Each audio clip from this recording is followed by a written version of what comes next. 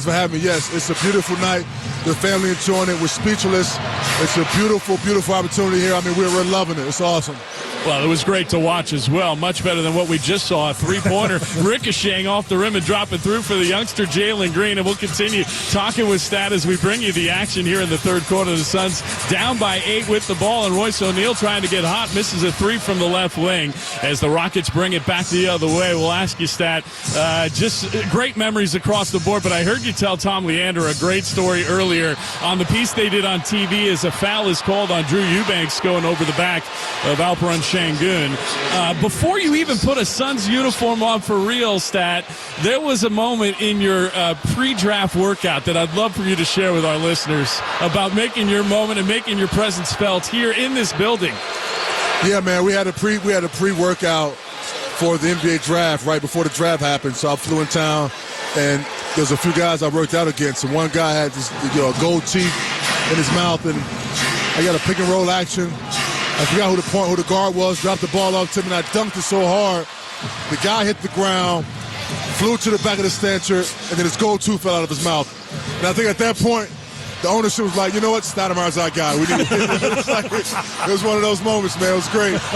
What a great call that was, too. I know, TK, you agree with that as Devin Booker misses a runner, and on the other end, Van Vliet does not miss a three, and the Rockets go up by 11, too. Amar'e, what do you think of this three-point shooting in the NBA? It obviously was around with you, but the proliferation of it in today's day and age. Yeah, it's definitely took another leap, for sure, because when I came into the league, I shot a few threes, but not a lot because I was scoring more on the inside and more around the inside the three-point line. In today's game, I would have shot more threes for sure, but I think it's good for the game. I mean, you want to elevate the game to the highest level, and shooting threes is a part of the evolution. So I'm all for it. But you can't get rid of the inside play, the post work, the footwork that requires you to be a good post player, the IQ to be a great post player. That's poetry in motion, and that seems to be out of the game right now. Yeah, no, you're right about that, although we did just see a couple close-range shots, one hit by Kevin Durant and another one made by Dillon Brooks. So it's an 11-point Rockets lead, and now the Suns are up in arms because the ball was deflected clearly off Jalen Green, went out of bounds, and they were going to give the ball to the Suns. Now they have corrected that call. They were going to give it to the Rockets. Now it is Suns ball. And you got a good look at that. Amar'e's joining us from down courtside, sitting there. And I know you've been spending a lot of time with your family, but I know our listeners would love to hear what's keeping you busy these days. Well, I mean, I retired for a reason, right? To spend time with the family. But I do spend some time learning in the mornings, and then I go to the gym and I work out, and then I will also, pick them up from school. And all my kids playing sports, so that keeps me busy enough. Between my youngest son playing baseball, my daughter and my oldest son playing basketball. And my oldest daughter, she's in college, studying sports medicine. So there's always school activities, sporting activities, and I want to make sure I'm available for all those moments. That's fantastic. I'm glad you get to appreciate that as the Suns get a ball knocked loose out of bounds right in front of Amar'e, and it's going to be inbounding Grayson Allen with 0.6 on the shot clock. Enough to catch and shoot, but it's obviously got to be a quick one. Allen gets it to Bull. He turns, shoots a three at the shot clock buzzer. It rims off. Booker goes up high, but can't grab it. It's out of bounds to the Rockets. All right, Amar'e, before we let you go, TK's got one more point. Yeah, hey, when are you moving back to Phoenix? The heck with that South Florida stuff, man. Get back to Phoenix. That. Yeah, hopefully soon. Well, you felt the love in this building tonight, didn't you? Absolutely. It was amazing. I loved it. It's beautiful. It's beautiful to be a part of it. Well, I loved hearing your speech as well, putting those numbers together. And I heard a Torah portion earlier this morning talking about perseverance. You exemplify that word, my man. Perseverance was exactly what you brought to the table as a basketball player. I know you're going to continue doing so off the court. Thanks so much for taking time to spend time with us on the radio here on your Ring of Honor night, Amar'e. Thank you, guys. I truly appreciate it. Thank you. Tough. I don't think there's really anybody like him to play the game. Like, to play as tough as he did, as competitive as he was, just tenacious, aggressive, tear the rim down. So Amar'e was one of those players that set the culture, set the standard here in Phoenix for a long time. 2002 NBA draft, the Phoenix Suns select Amar'e Stoudemire from Cypress Creek High School. Goes in, bang. Wow! Look out below. Here it comes. Spinning in the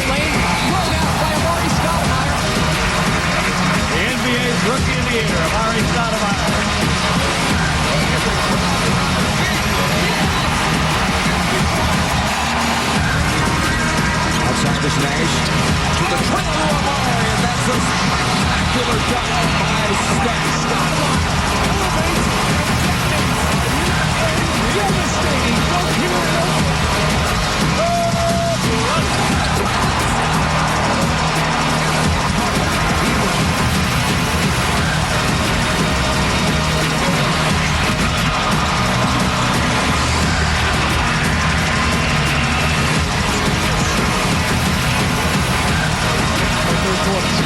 Step on Garnett.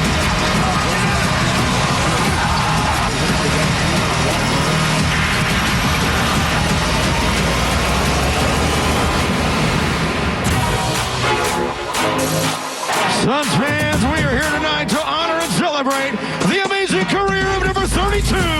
Please welcome to the floor, Amar'e Stoudemire.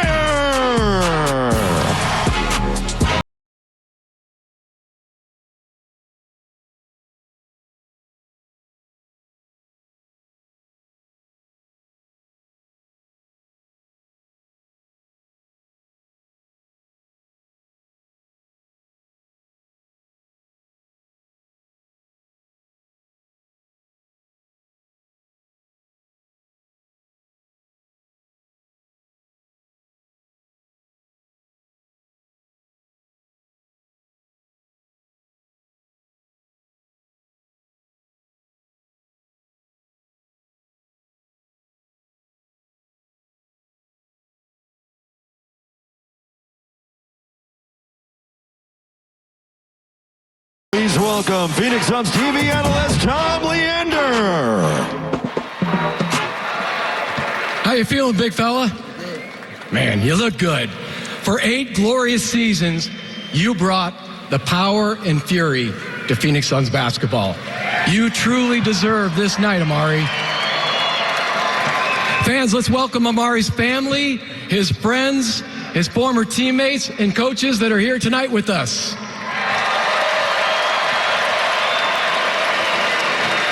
Also, we're thrilled to have other Ring of Honor members and their family here as well. Up in the suite level, please give them a special ovation.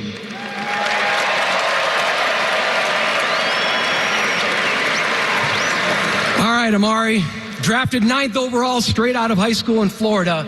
We knew we had something special here in Phoenix that rookie season, especially on December 30th, 2002, when you manhandled Hall of Famer Kevin Garnett with 38 points and 14 rebounds. You had arrived.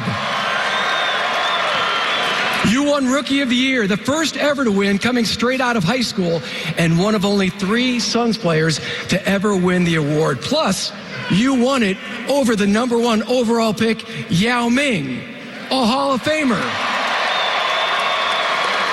You overcame multiple nearly catastrophic injuries. You were a 5-time All-Star with the Suns, 4-time All-NBA, including first team in 06 and 07. And you shine the brightest on the biggest of stages. In a playoff series against the Spurs, in a 5-game series against Tim Duncan, yes, another Hall of Famer, you averaged 37 points. Amazing.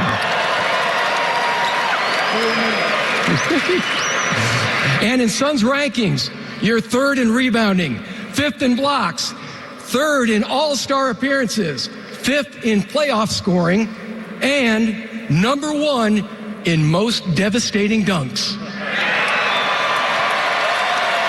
That's unofficial but true.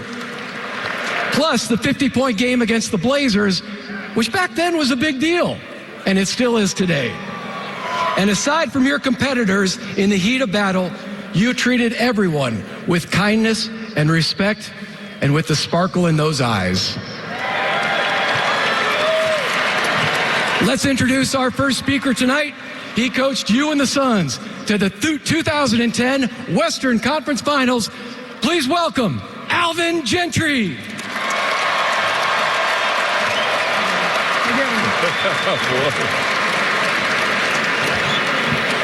It's great to be here. They told me that these got to be short speeches, so Actually, they told me that had to be 7 seconds or less, okay?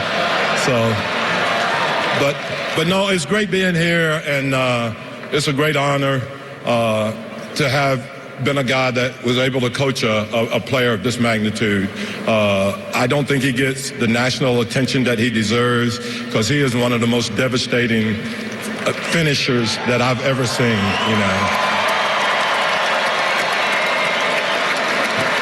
And the great thing about Amar'e, I think, is that whenever he's been down, he's gotten up, and he's even become better. You know, the microfracture surgery that he had, where, you know, at that time, not very many people were coming back from at all. Not only did he come back, but he made the All-NBA team that year. He went through the thing with his eye, and, you know, same thing. Recovered, came back, All-NBA again. All-Star game, made the All-Star team. So he is one of those guys who's truly as big a competitor as I've ever been around in my life. And, you know, what makes him special is that not only was he a great player, but you look at his family and you can see he's got a great family right here and a great family man. So,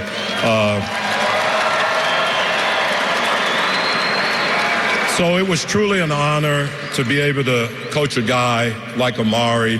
And, you know, I tell everybody that as great a player as he is, he's probably a better person than that. So it's great being here. Thank you. All right.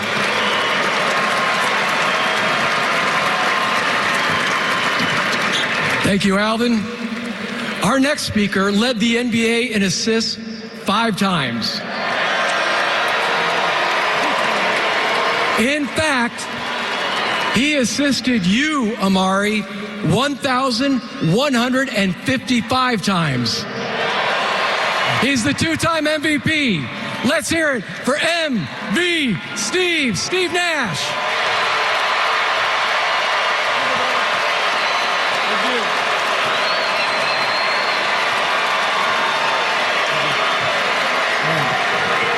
Thank you. Amar'e Stoudemire. Stat. Standing tall and talented. Statty. He gave me my nickname 2-time, so kudos. Good one right there. We spent a lot of nights running up and down this floor, going to battle, playing together, and I have to tell you, this guy made my life so fun. Every night, getting a chance to find him on the break, find him on pick and roll, play in the half court with him. Just an incredible, incredible player. You know, I think we've all seen him dunk on people. We've all seen him tear the rim off. But I think what people don't always understand is the dynamism of an athlete at 6'10" that he possessed was out of this world. I'm not sure if anyone, you know, it's a very short list if there is one, who had the feet, the hands, the explosiveness, the strength, and the fearlessness. He would go at anybody at the rim every single night. So, yes. It was a great honor to play with him. But I think what makes me proudest and honoring him tonight is so special because Amar'e's always been someone that's overcome. You know, he's overcome a lot to be here tonight with his beautiful family, going in the Ring of Honor where he belongs. And yes.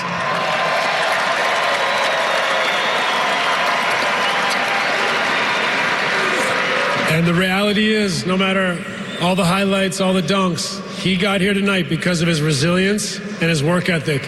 And he put the time in to be a great player, not just a great, great athlete. So it is my honor, my pleasure, on behalf of all your teammates, everybody, we love you, Amar'e, where you belong in the Ring of Honor. Congratulations.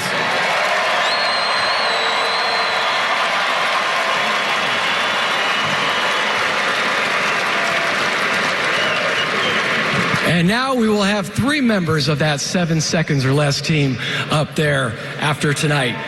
Now the reason we are all here tonight. Let's bring up the man himself, Stat, Amar'e Stoudemire.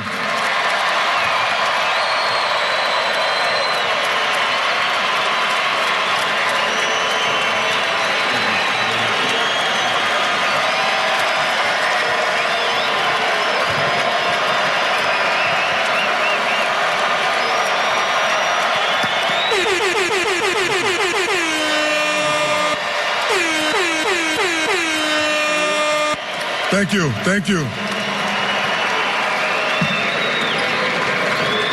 What an amazing opportunity. This is truly an out-of-body experience. When I was drafted here in Phoenix, my mission was to be the best player that I could possibly be. And a kid out of high school that was determined to be a top NBA player and also to be a winner was my objective. But this wouldn't have happened without, first of all, I want to thank God.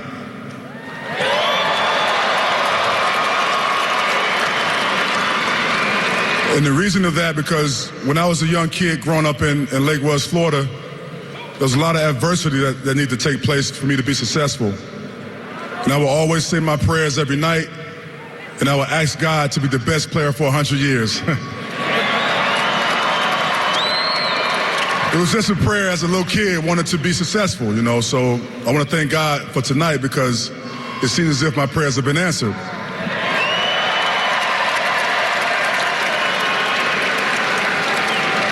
I also want to thank Matt Ispia and the Phoenix organization for acknowledging me and giving me this platform and the opportunity to be in the Ring of Honor. It's definitely a beautiful opportunity for my family to witness. My children were born, 3 of my 4 was born here in Phoenix. And to see it now. So thank you, Matt, and the Phoenix Suns organization for this beautiful opportunity. I want to thank Jerry Colangelo.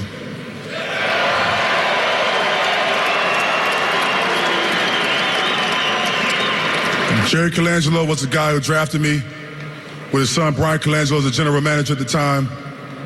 And he found this high school kid in a small town from Lake West, Florida, that came from humble beginnings. And he took the time out to, pre-draft workouts, and I got a chance to meet Jerry, and we had a conversation. And he got a chance to not only see my talent, but to see who I am as a person.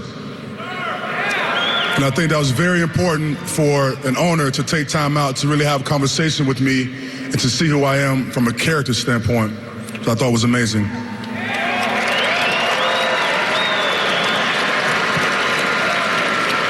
I want to thank the fans.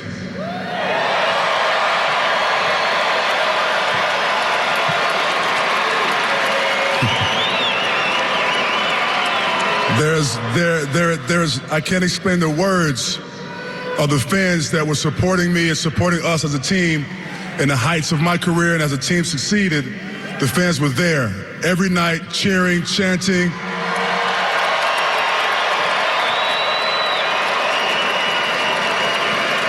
You guys made us rock stars, right? I mean, 7 seconds or less team, we were rock stars. We truly enjoy every moment of it. I want to thank my teammates that I played with. From my rookie year, playing under Frank Johnson as a head coach, with Cotton Fitzsimmons, who was a part of the organization, with Penny Hardaway, Tom Gugliotta, Stephon Marbury,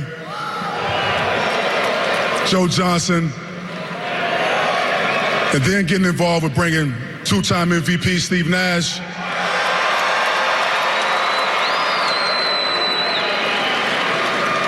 with the Swiss Army knife and Sean Marion.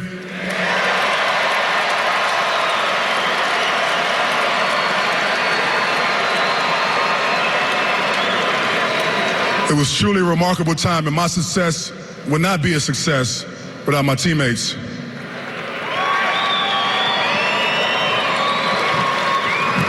I want to thank my family,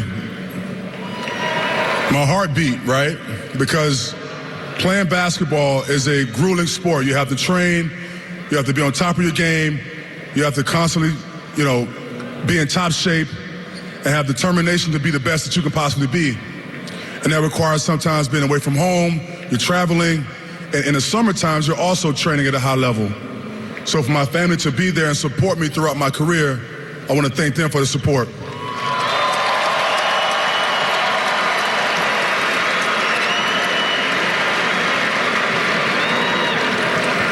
As a young high school player growing up in Florida, there was a lot of challenges. And those challenges require someone to be able to be their own leader in a way where you're able to stay out of trouble, you're able to stay on a straight path and you have a goal in mind. And what I was able to accomplish was, I've always said my prayers, right? That was the first and foremost thing for me. But I also was focused enough to say no and also to follow my path, which led me to the NBA.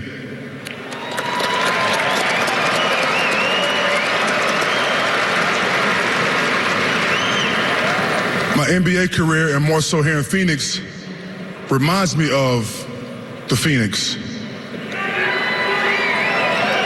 If you think about the Phoenix as a bird that reincarnated himself and came back as a better bird, right? As a better Phoenix. That seems to be the parallel story of my career. I got injured,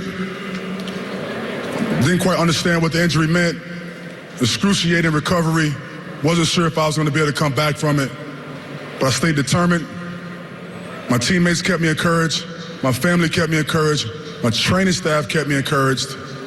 I stayed focused, and I came back like a phoenix.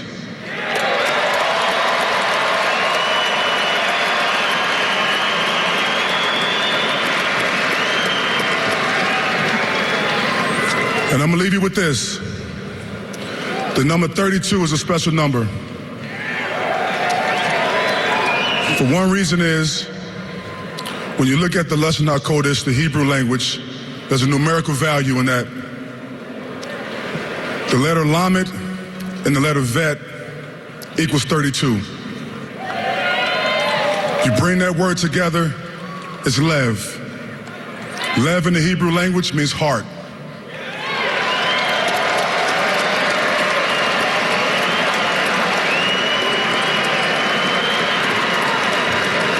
And as we all know, and you guys have seen, that I play with heart, determination, fearlessness, focus. So as we see this number going to the Raptors, we have to keep in mind that my heart has been given to Phoenix and the state of Arizona.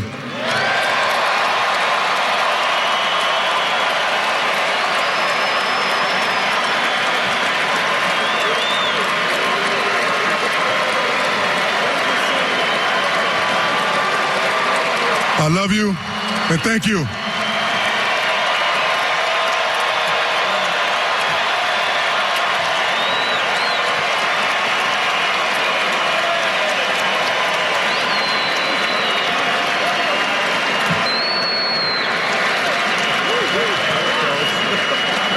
Let me get back in my notes. All right, Amar'e, it's your time, and it's about time that you enter the Suns Ring of Honor. Time to unveil number 32. With your family at midcourt, we all look to the rafters and count down together. 5,